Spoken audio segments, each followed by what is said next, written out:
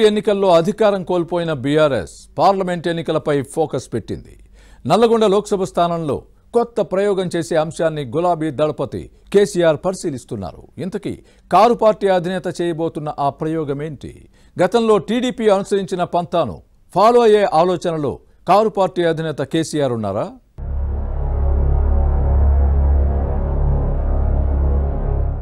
ఇటీవల జరిగిన అసెంబ్లీ ఎన్నికల్లో ఉమ్మడి నల్లగొండ జిల్లాలో కాంగ్రెస్ పార్టీ ఎమ్మెల్యేలు భారీ మెజారిటీతో విజయం సాధించారు. దీంతో కాంగ్రెస్ వచ్చే లోక్సభ ఎన్నికలపై ఫోకస్ పెట్టింది.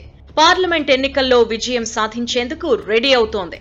ఇదే సమయంలో బీఆర్ఎస్ పార్టీ ప్రజలను తమ వైపు తిప్పుకునేందుకు ప్రధానంగా కృష్ణా జలాల హక్కుల సాధన అంశాన్ని భుజానికెత్తుకుంది.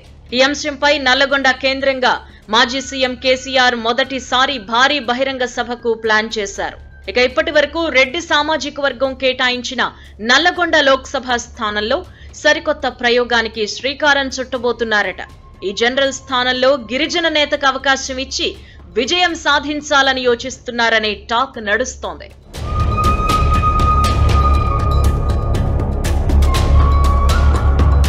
పంతొమ్మిది 2004లో వరంగల్ నమూనా రాజకీయాలు నల్లగొండలోనూ అమలు చేయబోతున్నారట.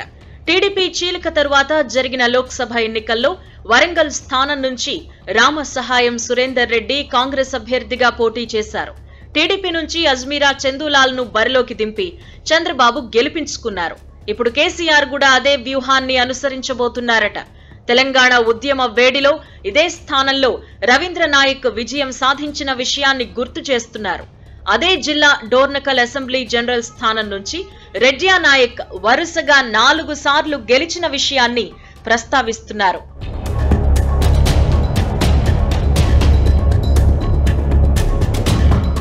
నల్లగొండ లోక్సభ నియోజకవర్గ పరిధిలో 7 అసెంబ్లీ సెగ్మెంట్లున్నాయి.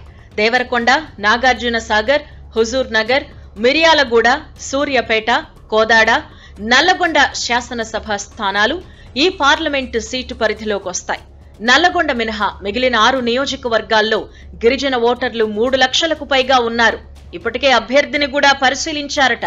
దేవరకొండ మాజీ ఎమ్మెల్యే, బీఆర్ఎస్ జిల్లా అధ్యక్షుడు రమావత్ రవీంద్ర కుమార్ నాయక్, చివ్వేంల జెడ్పీటీసీ భూక్యా సంజీవ నాయక్, ట్రైకార్ మాజీ చైర్మన్ ఇస్లావత్ రామచంద్ర నాయక్ పేర్లు తెరమీదకొస్తున్నాయి.